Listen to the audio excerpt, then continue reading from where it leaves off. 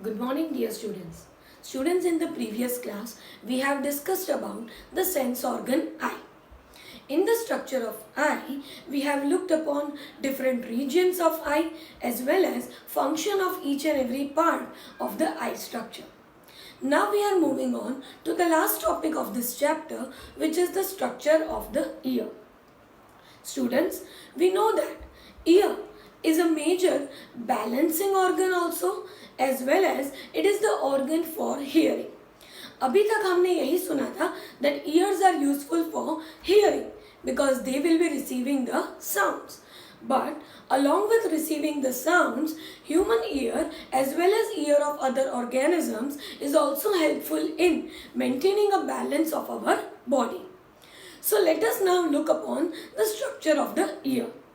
हमारा जो ईयर है वो 3 पार्ट्स में डिवाइडेड है, external ear, middle ear and internal ear. Our ear consists of 3 parts. Though these parts are not separated internally, but for our purpose we will be dividing the structure of the ear into 3 parts. The first region is known as the external ear. So let us look upon what is included in external ear.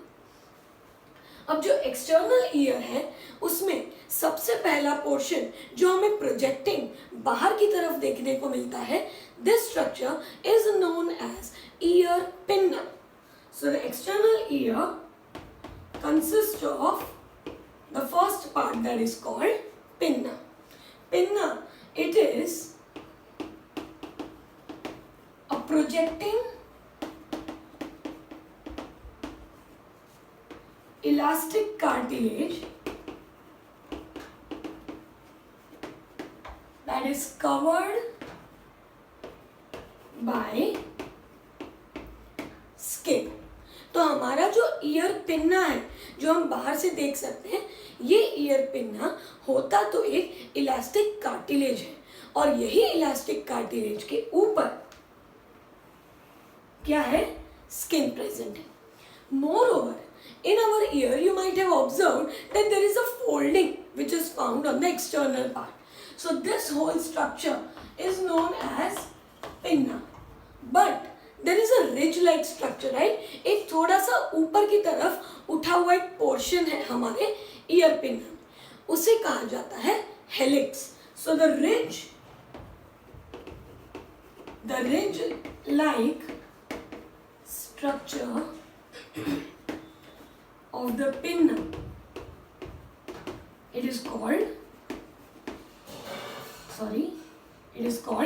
helix. The ridge like structure is known as the helix. And the lower part of the ear, right, जो lower portion है ear का, that is known as the lobule. And the lower hanging part is known as the lobule. ये जो lobule होता है उसमें होता है एडिपोज टिश्यू. एडिपोज टिश्यू से भरा हुआ एक छोटा सा रीजन है, इसे हम कहते हैं लोब्यूल. मोरोवर यहाँ पे थोड़ी बहुत ब्लड कैपिलरीज भी प्रेजेंट होती है. तो एक्सटर्नल ईयर में सबसे पहला पार्ट आ जाता है pinna. Pinna is a whole elastic cartilage covered by the skin. Pinna has a ridge-like structure which is called helix, and the lower hanging region known as lobule. Lower hanging region is known as the lobule. Another thing in the external ear is a long tube-like structure which is known as the the whole region which is known as auditory meatus. The whole elongated tube-like structure is called auditory meatus. So second part, auditory meatus, which is a tubular passage surrounded by cartilage and bone. अब ये जो पूरा tubular passage है, यहाँ पे इसके दोनों तरफ ट्यूबुलर पैसेज जो है उसे कहा जाता है ऑडिटरी मेटस। ऑडिटरी मेटस के ईदर साइड्स पे आप देख सकते हो कि मैंने एक स्ट्रक्चर बनाया जिसमें डॉट्स बने हुए। तो ये जो पोर्शन है वो है कार्टिलेज, जिसे इलास्टिक कार्टिलेज भी कह सकते हैं, और ये जो पोर्शन है वो है बोन। मतलब कौन सा बोन यहाँ पे आता है? Temporal bone. ठीक है, तो हमारा जो ईयर है उसमें भी ऑडिटरी मेटस है, वो दोनों तरफ से टेम्पोरल बोन से प्रोटेक्टेड है, and there are some amount of cartilages also present in the external part of the ear. So in this bony cavity, the whole auditory meatus is present. This auditory meatus has presence of numerous hairs. Okay, so there is presence of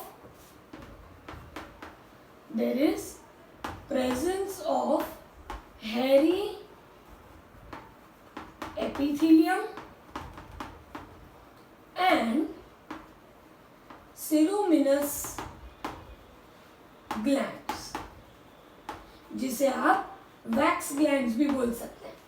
तो पूरे ही auditory Maytas की जो epithelium है ये एक stratified epithelium है, और stratified epithelium पे बहुत सारे फाइन हेयर्स प्रेजेंट हैं, और ये जो हेयर्स हैं वो कोई भी फॉरेन पार्टिकल को ईयर के अंदर एंटर होने से प्रोटेक्ट करते हैं।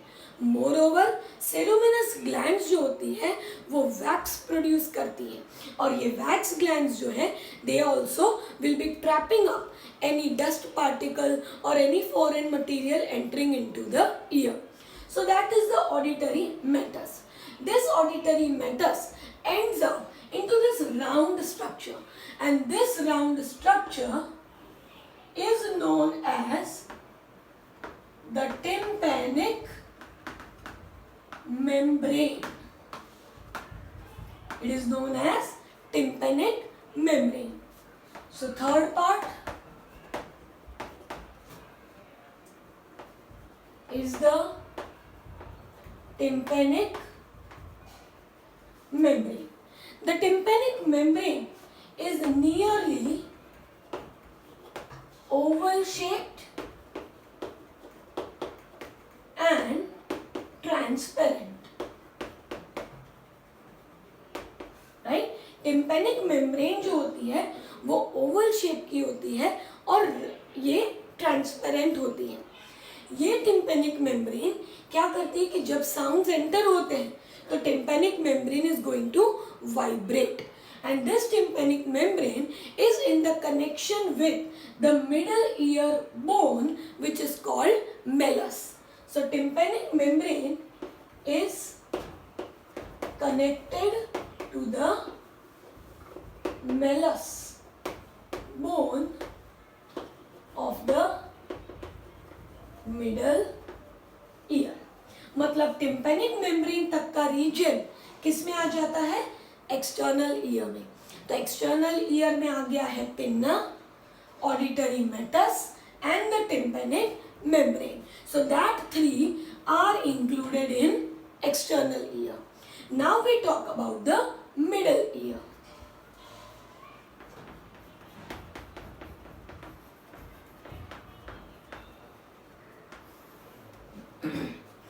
Talking about middle ear. Middle ear is located, or you can say that just after the tympanic membrane, the space is known as the tympanic cavity. So middle ear consists of tympanic cavity which is already filled with air. So external ear का काम क्या है कि sound को trap करना. Sound को trap करके अंदर ले जाने का काम एक्सटर्नल ईयर करता है. बीच में कोई फॉरेन सब्सटेंस है तो उसे ट्रैप करने का भी काम एक्सटर्नल ईयर करता है. पर जो साउंड एंटर हो रहा है, the air which is entering is going to vibrate the tympanic membrane. और टिम्पेनिक मेम्ब्रेन के साथ ही एसोसिएटेड है टिम्पेनिक कैविटी, और इस टिम्पेनिक कैविटी में भी एयर फिल हो जाती है। पर जो एक्सेस एयर होती है that is removed through your nose by a long tube which is called eustachian tube. This is known as Eustachian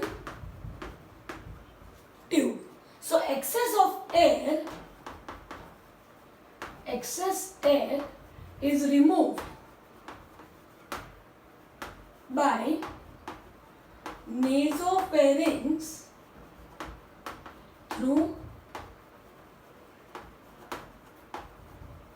eustachian tube. So through this eustachian tube जो air है excess में वो remove हो जाएगी, क्योंकि eustachian tube will be opening at the region of the nose जहाँ पे होता है नेजोफेरिंग्स, वहाँ पे ये एयर रिमूव हो जाएगी. टिम्पेनिक कैविटी में आप 3 स्ट्रक्चर्स देख सकते हो. ये 3 है ear ossicles. So there are 3 ear bones जिसे कहते हैं ear ossicles, malleus, incus and stapes. इन 3 को कहा जाता है मेलस. बीच में जो है that is known as the, I am labeling it over here, incus, and the smaller one is known as the stapes. Out of the 3 the malleus is the largest one, whereas the stapes is the smallest one, and this stapes will be continuing with the internal ear. तो इतना जो region है tympanic cavity का और इसमें ये जो 3 bones हैं उतना पोर्शन हम किस में इंक्लूड करते हैं, मिडल ईयर में. अब ये जो स्टेप्स है that is going to connect with the internal ear, and here there is the opening which is known as the oval window. It is known as oval window. So stapes is connected to the internal ear at 2 points. One is known as the oval window, and there is another one which is known as the round window.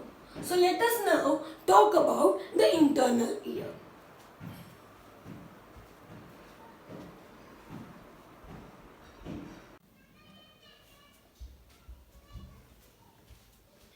So further continuing that, the middle ear is already connected to the internal ear. The middle ear consists of a tympanic cavity. In this tympanic cavity, it will be filled with the air. There is a eustachian tube that will be bringing the excess of the air to the nasopharynx, which can be removed out through the nose or mouth. Another thing is that in the tympanic cavity there were 3 small ear bones, melus, incus and the stapes. The stapes was the bone which was connected to the internal ear. So middle ear is connected to the internal ear by 2 openings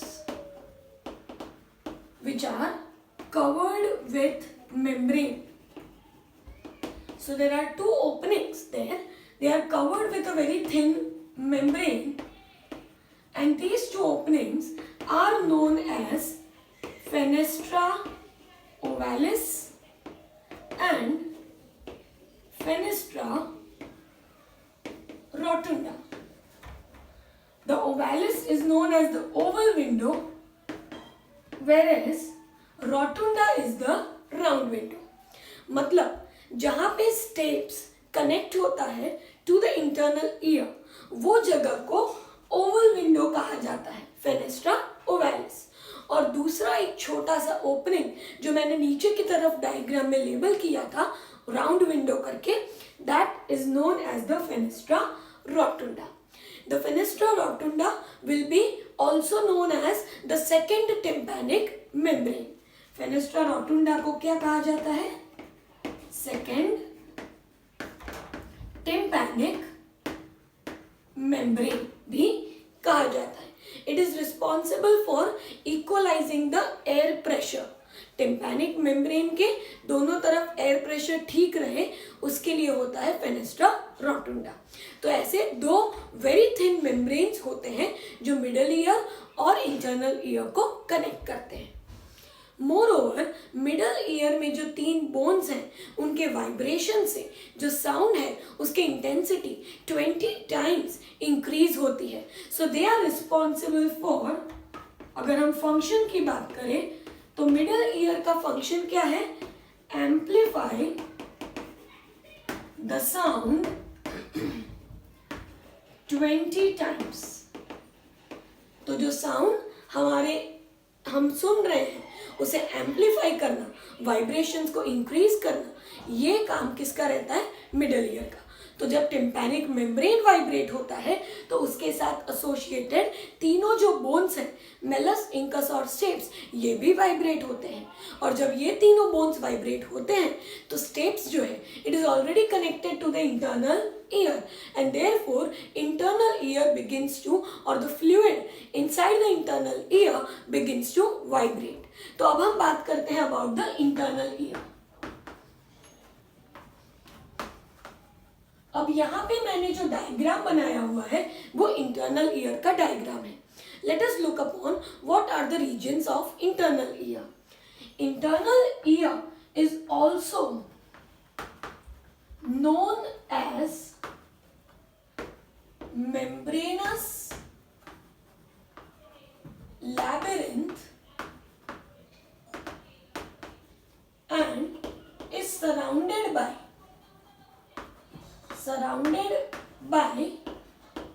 bony labyrinth. Internal ear जो है वो एक बहुत ही thin membrane से बना हुआ एक पूरा स्ट्रक्चर है. पर ये पूरा स्ट्रक्चर जो है उसकी दोनों साइड पे एक बोनी स्ट्रक्चर आ जाता है जिसे कहा जाता है बोनी लैबिरिंथ. मतलब अंदर जो आपको पूरी वाइट बाउंड्री दिख रही है ऐसे होगा.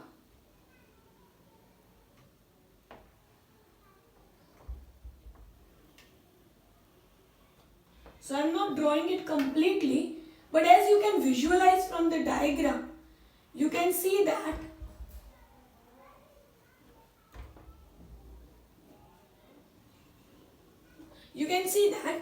internal ear is this white thin boundary, a thin membrane which is already filled with fluid. But on the either side, it will be surrounded by a very thin bony structure also. मतलब जो दोनों तरफ pink boundary आपको दिख रही है वो है बोनी लैबिरिंथ. और बोनी लैबिरिंथ के अंदर वेल प्रोटेक्टेड जो है वो है मेम्ब्रेनस लैबिरिंथ. अब ये जो मेम्ब्रेनस लैबिरिंथ है इसमें कितने पार्ट्स आते हैं? तो internal ear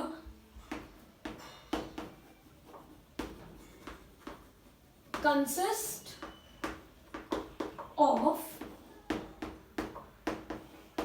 first structure that is called semicircular ducts. पहला स्ट्रक्चर है semicircular ducts. ऐसे 3 semicircular ducts हैं, राइट? ये जो आपको व्हाइट कलर के 3 दिख रहे हैं these are the semicircular ducts जिसमें आ जाता है anterior, posterior and lateral. तो मैं यहाँ पे लेबल कर देती हूँ that this is the anterior semicircular duct, this one is the lateral, right, and this one is the posterior. Collectively तीनों को क्या कहा जाता है? semicircular duct कहा जाता है. अब ये जो semicircular duct है, right, they all are having one end which is swollen. आप देख सकते हो कि तीनों में एक जो एंड है वो कैसा है? swollen है, मतलब थोड़ा सूजा हुआ स्ट्रक्चर देखने को मिलता है, right? So each duct has one end swollen और इस swollen end को कहा जाता है एम्प्यूला। स्वोलन एंड को क्या कहा जाता है? Ampulla. So I am labeling this structure as ampulla. Okay. Now these three ampulla open up into the structure, and this structure where they open is called utricle. It is called utricle. So ampulla opens into utricle. अब ये जो semi circular ducts है, ठीक है, वापस एक बार repeat कर रही हूँ. इंटरनल ईयर एक पूरा मेम्ब्रेनस स्ट्रक्चर है, थिन मेम्ब्रेन से कवर्ड एक स्ट्रक्चर है, जिसके बाहर की तरफ बोन प्रेजेंट होता है. ये जो स्ट्रक्चर है, तीन ऐसे डक्ट जैसा दिख रहा है, उसे कहा जाता है सेमी सर्कुलर डक्ट. तीन सेमी सर्कुलर डक्ट होते हैं, एंटीरियर, पोस्टीरियर एंड लेटरल. मतलब आप अगर 3 डायमेंशनल स्ट्रक्चर इमेजिन करो तो एक एंटीरियर है, एक पोस्टीरियर है और एक लेटरल है. ऐसे 3 डक्ट्स प्रेजेंट हैं. तीनों डक्ट्स का एक जो एंड है वो थोड़ा स्वोलन रहता है और इस स्वोलन एंड को कहते हैं एम्प्यूला. तीनों जहां पे ओपन हो रहे हैं उतनी जगह को कहते हैं यूट्रिकल. अब ये जो एम्प्यूला है, ampulla consist of sensory sales जिनका वन एंड हेरी होता है and other and is the nerve fibre. And this sensory cells are known as crista. It is known as crista. वापस एक बार देखिए, ये जो एम्प्यूला है इसमें क्या होता है? सेंसरी पैचेस होते हैं. सेंसरी पैचेस मतलब क्या? तो ऐसे वेरी फाइन हेयर्स होते हैं जो ऊपर के एंड पे फ्री होते हैं, मतलब हेयर लाइक स्ट्रक्चर, पर नीचे उनके होते हैं नर्व सेल्स. नीचे की तरफ से नर्व फाइबर्स ओरिजिनेट होते हैं और ऊपर का जो एंड है वो हेयरी होता है और फ्री होता है. तो जब भी आप का जो भी सुनते हो, तो जब ये वाइब्रेट होते हैं तो क्या होता है कि इनमें जो फ्लूइड प्रेजेंट है ये फ्लूइड वाइब्रेट होता है, जिसकी वजह से ये हेयर सेल्स भी वाइब्रेट होते हैं. और जब ये वाइब्रेट होते हैं तो नीचे की तरफ से कनेक्टेड होते हैं टू द नर्व सेल्स. इसलिए जो भी वाइब्रेशंस हैं that can be felt, right, that can be passed on through the nerve cells. तो यहाँ पे एम्प्यूला के अंदर जो सेंसरी सेल्स का पैच है उस पैच को कहते हैं क्रिस्टा. सिमिलरली ये जो यूट्रिकल है उसमें भी सेंसरी पैच होता है और यूट्रिकल के साथ कनेक्टेड एक और स्ट्रक्चर जो नीचे दिख रहा है इसे कहते हैं सैक्यूल. तो हमारे इंटरनल ईयर का सेकेंड स्ट्रक्चर हो गया यूट्रिकल एंड सैक्यूल. तो ये जो रीजन है जहां पे सेमी सर्कुलर डक्ट ओपन होते हैं वो है यूट्रिकल, और फिर नीचे जो आप देख सकते हो कनेक्टेड स्ट्रक्चर इसे कहते हैं सैक्यूल. अब ये जो यूट्रिकल और सैक्यूल है उनमें भी सेंसरी पैच ऑफ सेल्स और इसे कहा जाता है macula, right. So sensory patch in the ampulla is called crista. Sensory patch of ampulla is called crista. But the sensory patch of the utricle and saccule is known as macula. This macula also are fine hair cells embedded in gel-like membrane known as otolith.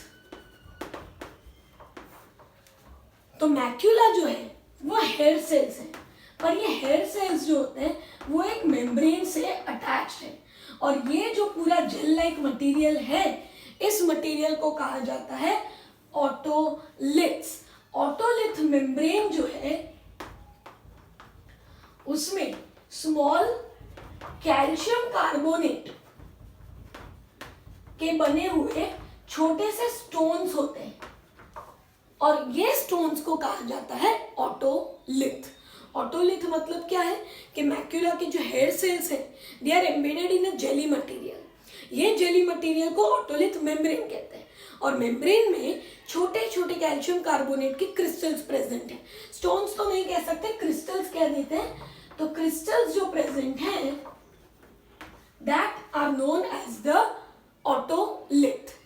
Both the whole structure, semicircular duct, utricle and saccule, इतने पूरे ही portion को vestibule कहा जाता है। So utricle and saccule have a sensory patch of cells that is called macula.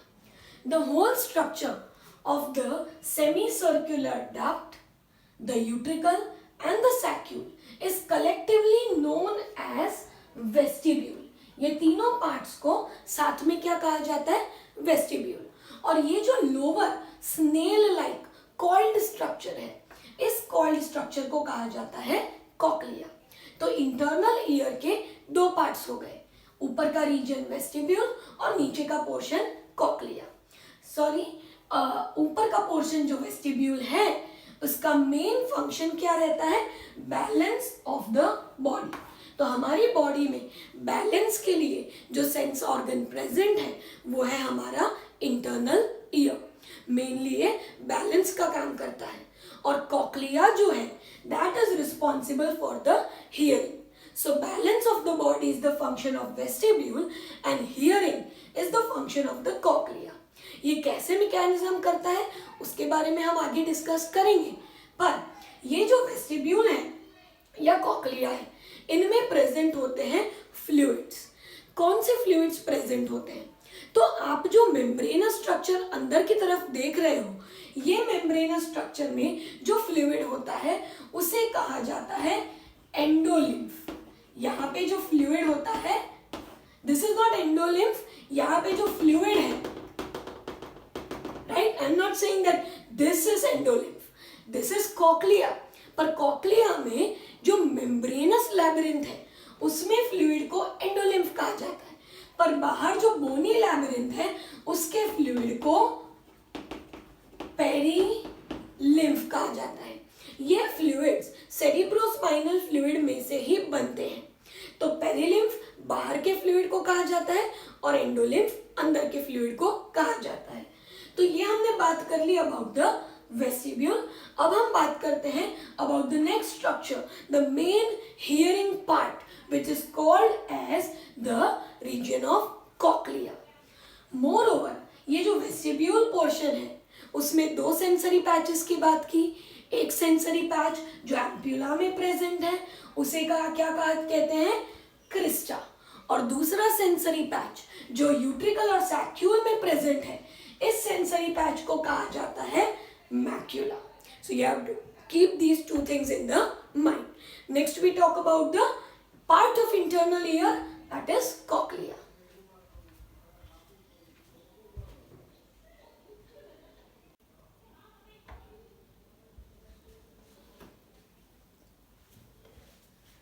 So next we talk about the structure of the cochlea.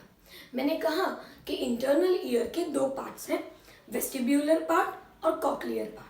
So cochlear part appears like a spirally coiled snail, right? जो snail की तरह जो region दिखता है वो है cochlea. So it is spirally coiled in the appearance. Cochlea is the main hearing structure. Main hearing part of the ear. तो ear में जो hearing का काम करता है, जो सुनने का काम करता है, वो होता है cochlea. अब ये जो cochlea structure है वो अपने डायग्राम में हमने क्या देखा कि it is like this coiled structure, right? तो बाहर की तरफ एक ऐसा स्ट्रक्चर हमें देखने को मिलेगा। तो यहाँ पे आप देख सकते हो कि 3 कैनाल लाइक स्ट्रक्चर्स हैं। There are 3 canal like structures that are present in the cochlea. The 2 of them will be a part of bony labyrinth and one in the internal one is the membranous labyrinth region. तो ये जो 3 canal है इन तीनों के अलग अलग नाम हैं. So first we say that internally it consists of 3 canal structures which are known as scala vestibuli, scala media and scala tympani, right? तो ये जो कॉक्लिया जो है उसमें 3 कैनाल लाइक स्ट्रक्चर देखने को मिलेंगे. तो जो अंदर है मतलब एक जो स्ट्रक्चर है इसे हम कह देते हैं स्केला वेस्टिबुलाई, क्योंकि ये वेस्टिबुलर पार्ट से नजदीक होगा. So this will be connected to what, to the saccule part, right. जो सैक्यूल है उसमें से एक डक्ट ओरिजिनेट होती है और through that duct cochlea connected होता है.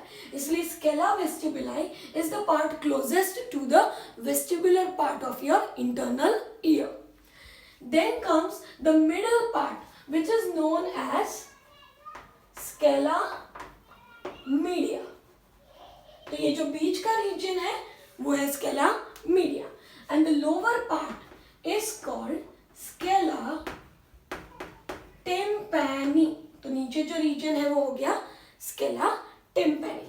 तो 3 रीजन हो गए vestibuli, media and tympani.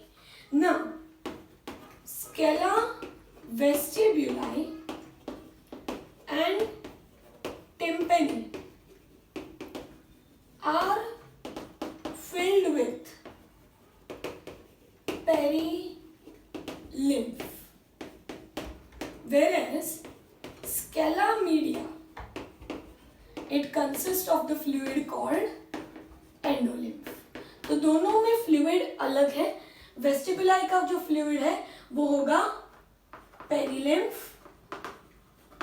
Right, जबकि मीडिया जो है उसमें जो फ्लूइड होगा वो होगा endolymph.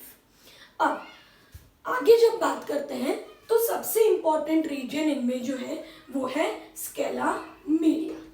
Scala media has a sensory patch of cells जिसे हम कहते हैं organ of Corti. So sensory hair cells are present in the scala media which is known as organ of Corti, which is the most important hearing structure. organ of Corti. Organ of कॉर्टी मतलब अलग अलग तरह के sensory hair cells present होते हैं और ये sensory hair cells जो हैं वही मेनली हियरिंग के लिए रिस्पॉन्सिबल होते हैं. स्केला वेस्टिबुलाई का जो रीजन है that will be close to which part, that will be close to the oval window, whereas the scala tympani will be close to the round window. अगर आपको याद हो तो स्टेप्स जो था वहां पे एक विंडो था और एक दूसरा जो विंडो था वो नीचे की तरफ था जिसे कहते हैं राउंड विंडो. सो ये जो 2 रीजन है वेस्टिबुलाई जो रीजन है that will be in the association with the oval window, whereas tympani will be in the association with the round window. ठीक है. तो यहाँ पे ये ऑर्गन ऑफ कॉर्टी के ऊपर ये जो पूरा सेल्स का रीजन है इसे कहा जाता है organ of Corti. So I am labeling over here this whole structure is the organ of कॉर्टी.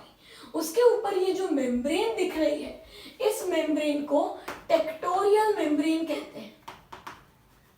Tectorial membrane which is also a part of the scala media.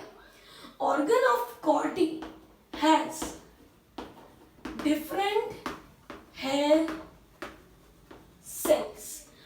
Can say sensory sales.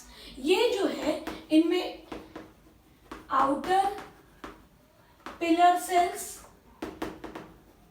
Inner pillar cells, phalangeal cells, ऐसे अलग अलग cells present हैं. ये sales मैंने diagram में यहाँ पे बनाए हुए हैं. This is the two cells which you can observe over here. These are the outer pillar cells. This cell is known as a phalangeal cell. ठीक है. अब ये हर एक सेल के ऊपर आप देख सकते हो कि मैंने फाइन हेयर लाइक स्ट्रक्चर बनाया है. Right. So one and of these cells has fine hair and the other end has nerve fiber. right? तो यहाँ पे आप देख सकते हो कि एक जो एंड है उस पे हेयर सेल्स है, पर जो दूसरा एंड है वहां पे क्या है, नर्व सेल्स ओरिजिनेट हो रहे हैं. These nerve cells will be forming your nerve, right? कौन सी nerve बनेगी? The nerve that is for the hearing, auditory nerve. यहाँ से डेवलप होगी, right? यहाँ से ओरिजिनेट होके it will go to the temporal lobe of the brain. उसके लिए और एक चीज इंपॉर्टेंट है मेंशन करना कि ये जो ऊपर की मेम्ब्रेन है, इस मेम्ब्रेन को कहा जाता है रिजनर मेम्ब्रेन. रिजनर मेम्ब्रेन मतलब स्केला मीडिया की ऊपर की मेम्ब्रेन को रिजनर और नीचे की मेम्ब्रेन को बेसिलर मेम्ब्रेन कहा जाता है. And organ of कॉर्टी resides on this basilar membrane. तो बेसिलर मेम्ब्रेन जो है वो ये नीचे की मेम्ब्रेन हो गई जहां पे सारे ही हेयर सेल्स प्रेजेंट हैं, और ऊपर की जो मेम्ब्रेन है वो हो गई रिजनल मेम्ब्रेन. अब बात करते हैं that how are you able to hear. Sound waves are collected by ear pinna. They will travel through the auditory meatus. They will reach the tympanic membrane. The tympanic membrane starts vibrating. Tympanic membrane vibrate होती है तो उसके साथ साथ जो तीनों bones थे, Malus, incus और स्टेप्स, ये भी वाइब्रेट होते हैं. जब ये तीन बोन्स वाइब्रेट होते हैं तो stapes is closest to what, scala vestibuli. तो स्केला वेस्टिबुलाई के अंदर जो फ्लूइड है जिसे कहते हैं पेरिलिम्फ, ये फ्लूइड क्या करता है, वाइब्रेट होता है. As the fluid vibrates, the vibration goes to scala media. As the scala media gets the vibration, the hair cells starts to vibrate. Why? Because Wisner membrane is vibrating and therefore endolymph also vibrates. As the endolymph vibrates, these hair cells will be touching the tectorial membrane. पहले तो hair cells और tectorial membrane के बीच में gap है, पर जब ये vibrations होते हैं तो क्या होता है कि the hair cells will be touching or they will be vibrating with the tectorial membrane.